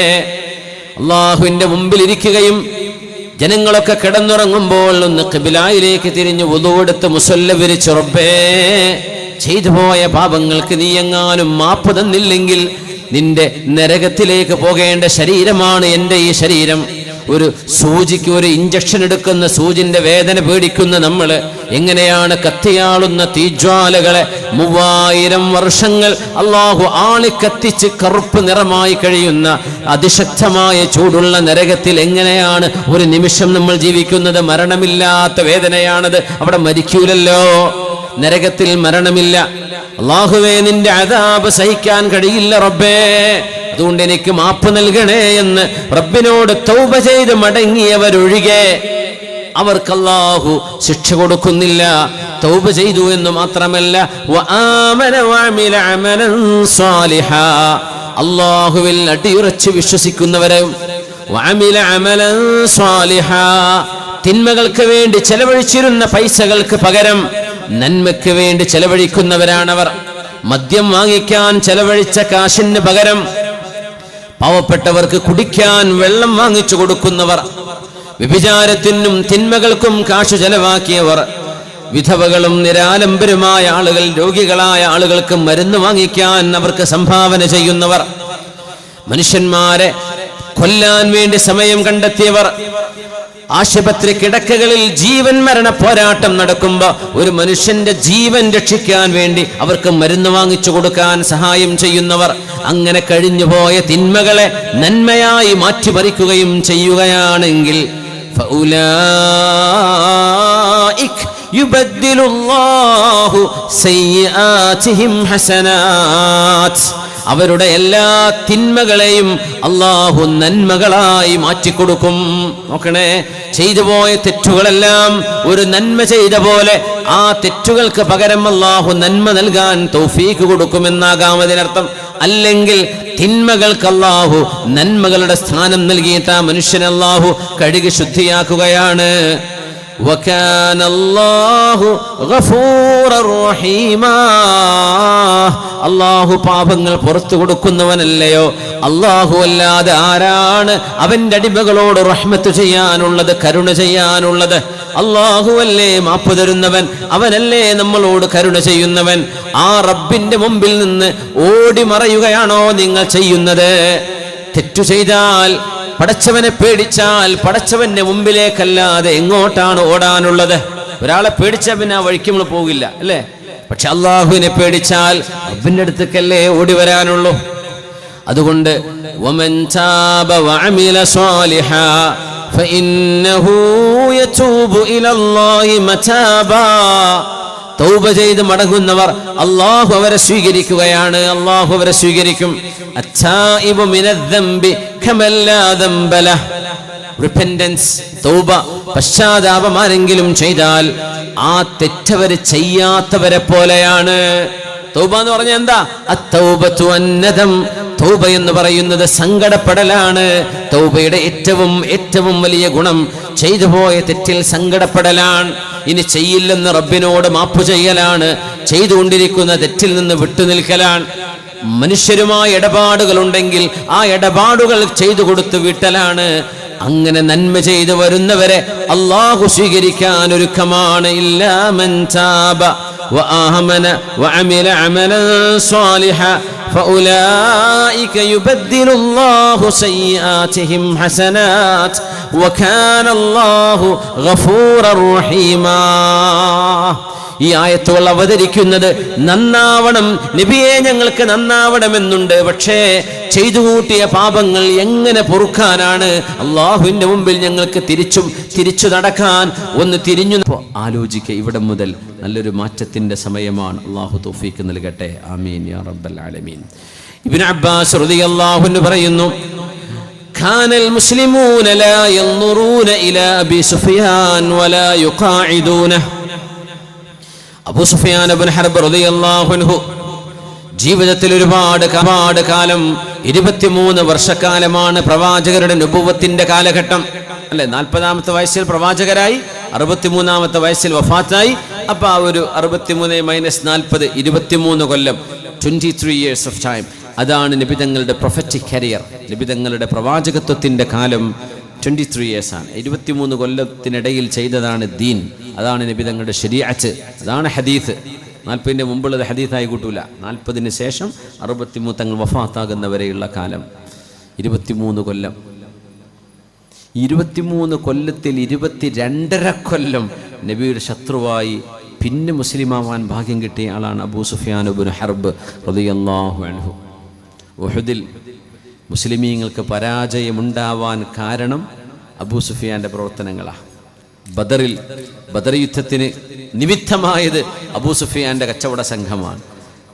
ഖന്ദഖ് അബൂ സുഫിയാന്റെ അഭിമാനം കാക്കാൻ വേണ്ടി മൂപ്പര് ചെയ്ത യുദ്ധമാണ്.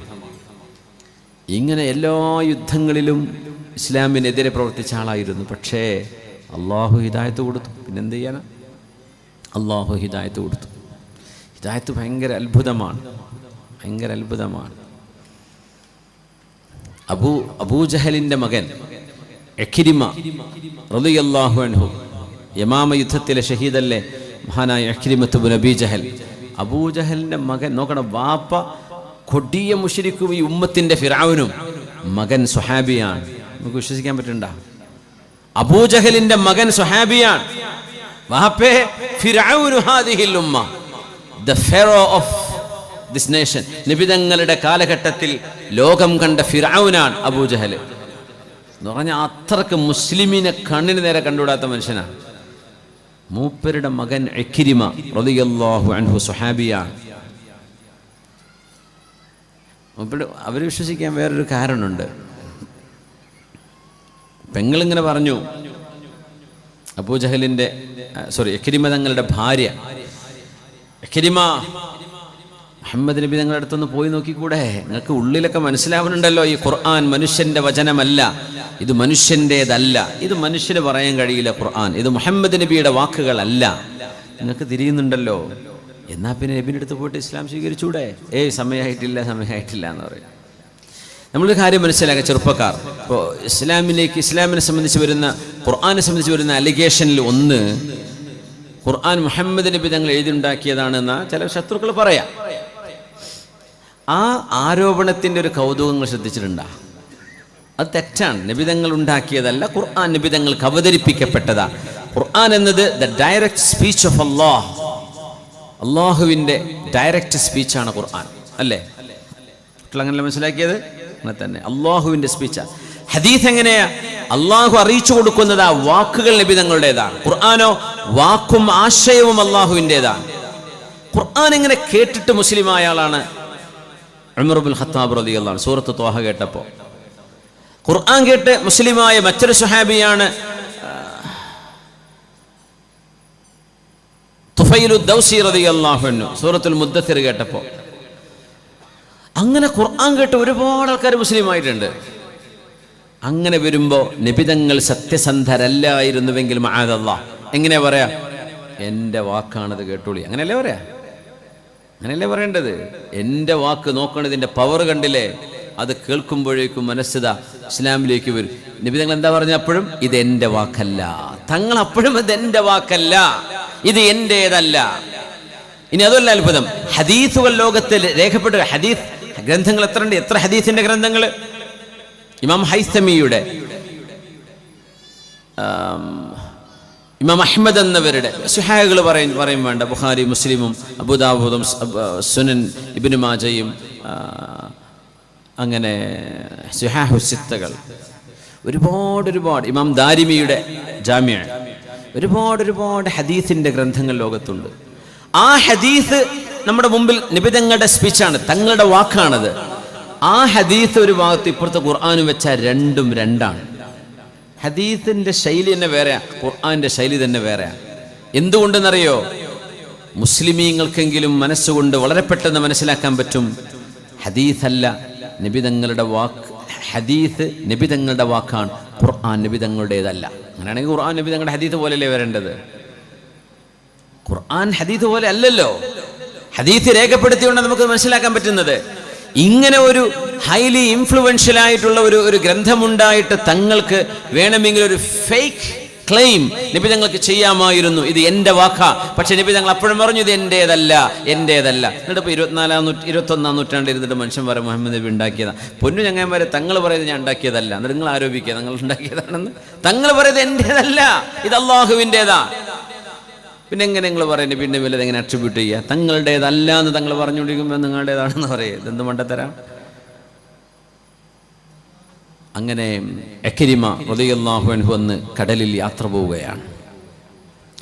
കടലിൽ യാത്ര പോയി ഭയങ്കരമായ തിരമാലകളിൽ പെട്ടപ്പോ മുശ്രിക്കീങ്ങളായ മുഴുവൻ ആളുകളും പറഞ്ഞു, പൊന്നു ചങ്ങാതിമാരെ, നമുക്ക് ലാത്തയും ഉസ്സയും മനാത്തയും വദ്ദും സുആം ഒരുപാട് ദൈവങ്ങളും ദേവിമാരൊക്കെ ഉണ്ട്. ഉസ്സ, ലാത്ത് എന്നൊക്കെ പറഞ്ഞ ദേവികളുടെ പേരാ, ആണുങ്ങളല്ല പെണ്ണുങ്ങളാ. ലാത്ത് അള്ളാഹു എന്നതിന് ഒരു സ്ത്രീലിംഗമായിട്ട് ഫെമിനിൻ പേര് കൊടുത്തതാ ലാത്ത്. അസീസ് എന്ന് പറഞ്ഞ അള്ളാഹിന്റെ ഇസ്മിനെ മാറ്റിയിട്ട് ഉസ്സ എന്ന് പറഞ്ഞ പെണ്ണ് ദൈവം ഉണ്ടാക്കിയത്. മനാത്ത് ദേവിയാണ്. ഇങ്ങനത്തെ ദേവീദേവന്മാരെ മുഴുവൻ പൂജിക്കുന്ന ആ കാലത്ത് കടലിൽ കോളിളക്കമുണ്ടായപ്പോൾ അവർ പറഞ്ഞു, we should call upon the one and only God. പിന്നെ സംഗതി ഒരുപാട് ദൈവങ്ങൾ നമുക്കുണ്ടെന്ന കാര്യം ശരി തന്നെ, പക്ഷെ ഇവിടെ രക്ഷപ്പെടണമെങ്കിൽ ഒരൊറ്റ പടച്ചവനെ വിളിച്ചാലേ രക്ഷപ്പെടുള്ളൂ എന്നവർ മുഴുവൻ ഏകകണ്ഠേന കടലിൻ്റെ നടുവിൽ വെച്ച് തീരുമാനമായി. അന്നേരം ഇക്രിമ റളിയല്ലാഹു അൻഹു അള്ളാഹുവിന് കൊടുത്തൊരു വാക്കാണ്, ഒരു വാക്കാണ്. എന്താ പറഞ്ഞെന്നറിയോ? അള്ളാഹുവേ, നീയാണ് പ്രപഞ്ചത്തിന്റെ സൃഷ്ടാവെങ്കിൽ നീ മാത്രമാണ് റബ്ബെന്നാണ് മുഹമ്മദ് നബി പറയുന്നത്. നീ മാത്രമാണ് പ്രപഞ്ചത്തിന്റെ സൃഷ്ടാവെങ്കിൽ ഇൻ അൻജൈതനി, നീ എങ്ങാനും ഈ കടലിന്റെ നടുവിൽ നിന്ന് എന്നെ രക്ഷപ്പെടുത്തുകയാണെങ്കിൽ ഫഅലയ്യ അഹദുൻ അൻ ഉബായിഅ നബിയക മുഹമ്മദൻ സ്വല്ലല്ലാഹു അലൈഹി വസല്ലം അലൽ ഇസ്ലാം, ഞാൻ കരയിലെത്തിയാൽ പുണ്യനബിയുടെ കൈപിടിച്ച് ഞാൻ മുസ്ലിമാണെന്ന് പ്രഖ്യാപിക്കും, എന്നെ രക്ഷപ്പെടുത്തി തരുമോ എന്ന് പറഞ്ഞു. നോക്കണം, അവർ മുശ്രിക്കുകളാ, പക്ഷേ അവർ അല്ലാഹു എന്ന ഏകനായ പടച്ചവനെ വിളിച്ചു, കടലിൽ നിന്ന് രക്ഷപ്പെട്ടു. ആ വാക്ക് ഇദ്ദേഹം പാലിച്ചു. നമ്മൾ പറഞ്ഞിട്ടുണ്ട്, നമ്മുടെ കാറ്റ് സ്റ്റീവൻസ് ജീവിച്ചിരിപ്പുള്ള 1970കളിലെ പോപ്പ് സിംഗർ. അപ്പോൾ നല്ല നല്ല പാട്ടുണ്ട്, എഴുതിനെ കുറിച്ചും റമളാനെ കുറിച്ചൊക്കെ നല്ല നല്ല വരികൾ എഴുതിയിട്ടുണ്ട്. യൂസുഫുൽ ഇസ്ലാം, യൂട്യൂബിലൊക്കെ അടിച്ചാൽ കിട്ടും. യൂസുഫുൽ ഇസ്ലാം, ഇവരുടെ പഴയ പേര് കാറ്റ് സ്റ്റീവൻസ് ആണ്. മയാമി ബീച്ചിൽ അദ്ദേഹം ഒരു ബർത്ത്ഡേ സമയത്ത് കുളിക്കാനിറങ്ങിയതാണ് അമേരിക്കയിൽ. അങ്ങനെ അദ്ദേഹം കുളിക്കാനിറങ്ങി, നീന്തറിയില്ല ശരിക്ക്. അപ്പോഴേക്കും വലിയൊരു തിരമാല വന്നു. അയാളെ സ്വന്തം അനുഭവം പറയുന്നുണ്ട്, യൂട്യൂബിൽ തന്നെ കാണും. Why Yusuf ul Islam's way to Islam, അല്ലെങ്കിൽ why did he become a Muslim, എന്തുകൊണ്ട് അദ്ദേഹം മുസ്ലിമായി എന്ന് ടൈപ്പ് ചെയ്ത് നോക്കിയപ്പോൾ കിട്ടും. ഈ ഒരു വീഡിയോ ഉണ്ട്, അദ്ദേഹത്തിൻ്റെ ഇൻ്റർവ്യൂ ഉണ്ട്. അദ്ദേഹം തന്നെ പറയാം, ഞാൻ കുളിക്കാൻ ഇറങ്ങിയതാ, തിരമാല വന്ന് ഞാൻ വിചാരിച്ചു ഞാൻ അവിടെ ഡ്രൗണായി, ഞാൻ എന്തായാലും അവിടെ മുങ്ങി മരിച്ചു. അദ്ദേഹം സെലിബ്രിറ്റിയായി നിൽക്കുന്ന കാലം 1970-കൾ, നമ്മുടെ പഴമക്കാരുടെയൊക്കെ ആ ഒരു കാലത്ത് 1970-ലെ പോപ്പ് ഗായകൻ കാറ്റ് സ്റ്റീവൻസ് അന്ന് പടച്ചവനോട് കൊടുത്തൊരു വാക്കാണ്. അദ്ദേഹം പറഞ്ഞു, oh my god, if you save me I will work for you. അദ്ദേഹം അങ്ങനെ പറഞ്ഞു. അദ്ദേഹം പറയും, എനിക്ക് അതാ പറയാൻ തോന്നിയത്, പടച്ചവനെ നീ എന്ന ആള് അവിടെ ഉണ്ടെങ്കിൽ, ആൾക്കറിയില്ല, അവർ പറയാ, oh my god if you are there, നീ പടച്ചവൻ എന്ന് പറയുന്ന ഒരു മഹാപ്രപഞ്ചത്തിന്റെ മഹാപടച്ചവൻ ഉണ്ടെങ്കിൽ, പടച്ചവനെ ഇഫ് യു സേവ് മീ, നീ എങ്ങാനും ഈ തിരമാലയിൽ നിന്ന് എന്നെ രക്ഷപ്പെടുത്തുകയാണെങ്കിൽ, I will work for you, ഞാൻ നിനക്ക് വേണ്ടി ഞാൻ പണിയെടുക്കും. അങ്ങനെ നോക്കുമ്പോൾ അദ്ദേഹം പറയാണ്, അത്ഭുതമെന്നോണം ഒരു തിരമാല അയാളെ കരയിലേക്ക് അടുപ്പിക്കുക ചെയ്തത്. അത് അദ്ദേഹത്തിന്റെ ജീവൻ തിരിച്ചു കിട്ടിയതാണ്. അങ്ങനെ അദ്ദേഹം ജൂതമതം പഠിച്ചു, ക്രിസ്തുമതം പഠിച്ചു, ഹിന്ദുമതം പഠിച്ചു. അദ്ദേഹം പറയുന്നുണ്ട്, ബുദ്ധമതം പഠിച്ചു, ജൈനമതം പറയുന്നില്ല, ബുദ്ധമതം പഠിച്ചു, ഇസ്ലാമും പഠിച്ചു. അന്ന് അദ്ദേഹത്തിന്റെ സഹോദരൻ മൈക്കിൾ എന്നോ ജെറോം, എനിക്ക് ഓർമ്മ വരുന്നില്ല, അയാളന്ന് ജെറൂസലേമിൽ പോയിട്ട് ഖുർആനും ബൈബിളും പിന്നെ തൗറാത്തിന്റെ തൽമൂദൊക്കെ ഇട്ട് വന്ന സമയമാണ്. ഇതൊക്കെ വായിച്ചു മുമ്പര്, എവിടെയാണ് സത്യം, ആരാണ് ഈ ഒരു പടച്ചവൻ, ഏകനായ പടച്ചവൻ ആരാണ്. അങ്ങനെ അദ്ദേഹം എത്തിപ്പെട്ടതാണ് ഇസ്ലാമിലേക്ക്. അദ്ദേഹത്തിന് ബോധ്യപ്പെട്ടു ഇതാണ് സത്യമെന്ന്. അദ്ദേഹം ഉറക്കെ വിളിച്ചു പറഞ്ഞു. ഇന്ന് അദ്ദേഹത്തിൻ്റെ പേര് യൂസുഫുൽ ഇസ്ലാം എന്നാ. ആള് പാട്ടുകാരനാണ്. മൂപ്പര് ആലിമായിട്ടൊന്നും കൂട്ടാൻ പറ്റില്ല, പാട്ടുകാരനാണ്. ഇപ്പോഴത്തെ കരിയർ അതാണ്. പിന്നെ മൂപ്പര് പാട്ടാടുന്നുണ്ടല്ലോ, അതിൽ പിന്നെ മ്യൂസിക് ഇട്ടിട്ടുണ്ടല്ലോ എന്ന് പറഞ്ഞ ഒച്ചപ്പാണ്ടാക്കാൻ വരണ്ട. അദ്ദേഹം ഇസ്ലാം സ്വീകരിച്ചിട്ടുണ്ട്. അതിൻ്റെ ചരിത്രം ഇതാണ്.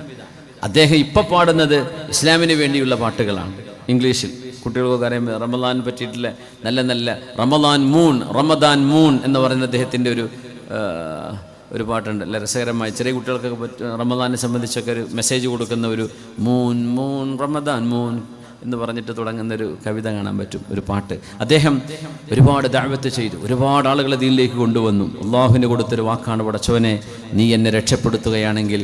അന്ന് അള്ളാഹൊന്നും അദ്ദേഹം വിളിച്ചിട്ടില്ല, ഓ മൈ ഗോഡ്, പടച്ചവനെ എന്നാ പറഞ്ഞത്. ദൈവമേ, നീ എന്നൊരാൾ അവിടെ ഉണ്ടെങ്കിൽ, എന്നെ രക്ഷപ്പെടുത്തുകയാണെങ്കിൽ, ഞാൻ നിനക്ക് വേണ്ടി എൻ്റെ ജീവിതകാലം മുഴുവൻ നിനക്ക് വേണ്ടി ഞാൻ പണിയെടുക്കും. If you save me I will work for you. ആ വാക്ക് അദ്ദേഹം പാലിച്ചു. ഇക്രിമ റളിയല്ലാഹു അൻഹു മുസ്ലിമായി നബി ഹബീബിന്റെ മുമ്പിലേക്ക് വരുമ്പോൾ അല്ലാഹുവിന്റെ റസൂൽ സ്വഹാബികളോടൊരു വാക്ക് പറഞ്ഞു.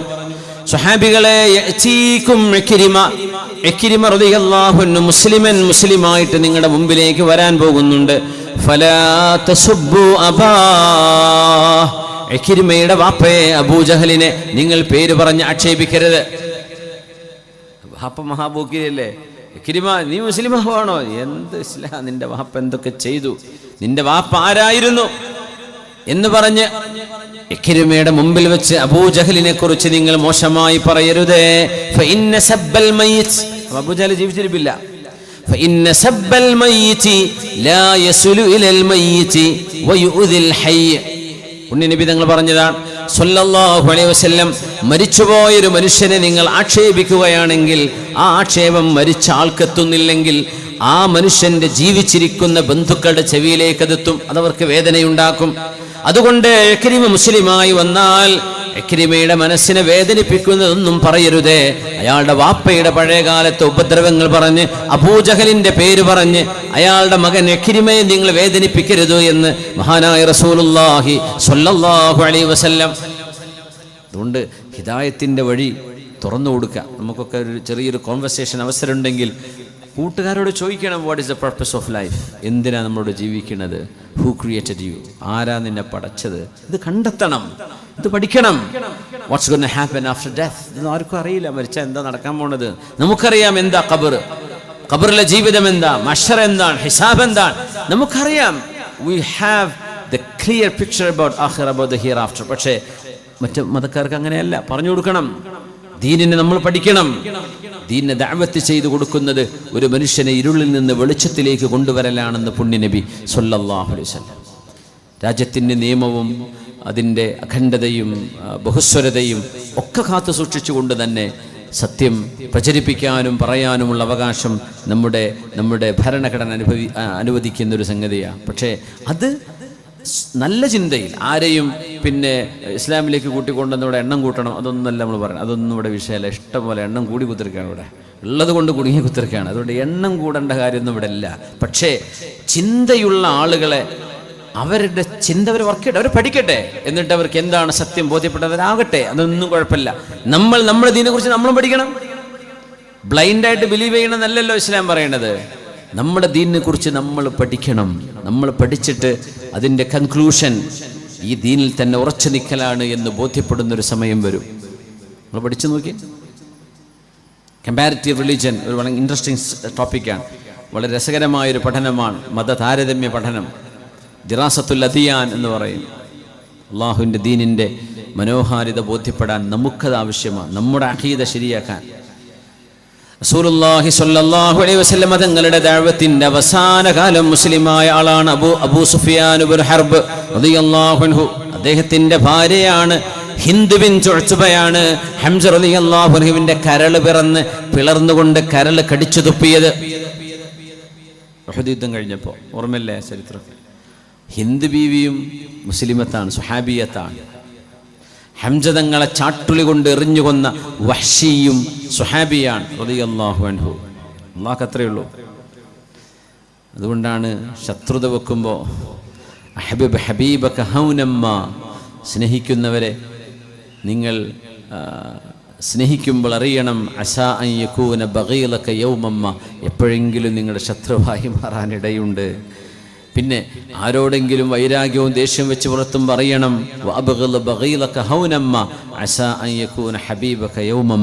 എപ്പോഴെങ്കിലും ഒരു ചങ്ങായി മാറാൻ സാധ്യതയുണ്ട്. അതുകൊണ്ട് പറയാനുള്ളത് മുഴുവൻ പറഞ്ഞിട്ട് വെറുപ്പിക്കണ്ട. കുറച്ച് കാലം കഴിഞ്ഞാൽ ഇതൊക്കെ പൊറുപ്പിക്കേണ്ട ഒരു സമയം വരും. അപ്പോൾ ഈ വെറുപ്പിച്ചതൊക്കെ വെറുതെ ആവും. അതുകൊണ്ട് വിഷമായിരിക്കും, അത് തിരുത്താൻ കഴിയില്ല. അതുകൊണ്ട് വെറുക്കുകയാണെങ്കിൽ ഒരു പാകത്തിന് വെറുത്താൽ മതി, സ്നേഹിക്കുകയാണെങ്കിൽ ഒരു പാകത്തിന് മതി. കാരണം സ്നേഹിതൻ ശത്രുവാകാം. ശത്രുവിനെ ഒരുപാട് വെറുക്കണ്ട, അവൻ നിങ്ങളുടെ മിത്രമാവാനും ഇടയുണ്ട്. ഇത് പുണ്യനബി പഠിപ്പിച്ചൊരാശയമാണ്, ഹദീഥല്ല. പക്ഷേ അങ്ങനെ അസറുകളിൽ കാണപ്പെടുന്നൊരു വാക്കാണത്. ഏതായിരുന്നാലും അബൂ സുഫിയാൻ ഇബ്നു ഹർബ് റളിയല്ലാഹു അൻഹുവിനെ അന്ന് പുണ്യനബി മക്കയിലേക്ക് വരുമ്പോൾ ഒരു മഹാപ്രഖ്യാപനം നടത്തി. മൻ ദഖല ദാറ അബീ സുഫിയാൻ ഫഹുവ ആമിൻ, മൻ ദഖല ദാറ അബീ സുഫിയാൻ ഫഹുവ ആമിൻ. അബൂ സുഫിയാൻ എന്നവരുടെ വീട്ടിൽ കിടക്കുന്നവരെല്ലാം സുരക്ഷിതരാണ്. മൻ ദഖല ദാറഹു ഫഅഗ്ലഖ അലൈഹിൽ ബാബ ഫഹുവ ആമിൻ.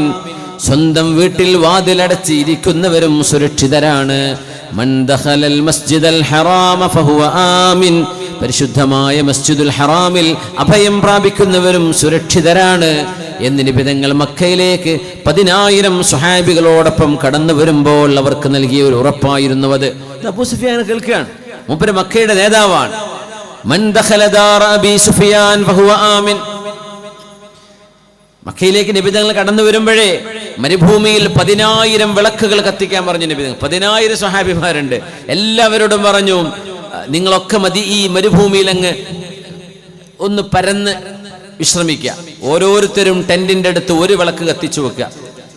അങ്ങനെ 10,000 വിളക്ക് ഇങ്ങനെ അബൂ സുഫിയാൻ എന്നവരും അബ്ബാസ് റളിയല്ലാഹു അൻഹുവും മക്കയുടെ ഒരു കുന്നിന്റെ മുകളിൽ നിന്നുകൊണ്ട് കാണുകയാണ്. പിറ്റേന്ന് നബിതങ്ങളും ഈ സ്വഹാബികളും മക്കയിലേക്ക് കടക്കാൻ പോവുകയാണ്. അപ്പം അങ്ങനെ രാത്രി നിശബ്ദമായ രാവിൽ 10,000 candles lit in the darkness. ഇത് കണ്ടപ്പോഴേ അബൂ സുഫിയാൻ എന്നവർ അന്തം വിട്ടു. പടച്ചോനെ, എത്രയാണ് ഈ വിളക്കുകൾ! ഒരു 100 വിളക്ക് കത്തിച്ചാൽ തന്നെ അത്യാവശ്യം തോന്നും. 1000 ആണെങ്കിൽ ആലോചിച്ച് നോക്കി. ഇത് 2000 3000 അല്ല, 10,000 വിളക്കുകൾ. ഇത് നബി തങ്ങളുടെ ഒരു സ്ട്രാറ്റജിയാണ്. കാരണം ഒരു യുദ്ധം നടക്കരുത്, ഇത് പ്രതിരോധിക്കാൻ പറ്റാത്തൊരു സംഘമാണ് എന്ന് മക്കക്കാർ വിചാരിച്ചാൽ തന്നെ യുദ്ധം നടക്കൂല. തങ്ങൾക്കൊരു ബ്ലഡ് ഷെഡ് അവിടെ ഇഷ്ടമായിരുന്നില്ല. ഒരു യുദ്ധം നടക്കണം, അത് തങ്ങൾക്ക് ഇഷ്ടപ്പെട്ടില്ല സ്വല്ലല്ലാഹു അലൈഹി വസല്ലം. അതുകൊണ്ടാണ് നബി തങ്ങൾ അന്ന് സഅദ് ഇബ്നു ഉബാദ റളിയല്ലാഹു അൻഹു ആവേശത്തിൽ അൽ യൗമ യൗമുൽ മൽഹമ, ഇത് ഇറച്ചിവെട്ടിന്റെ ദിവസമാണ്,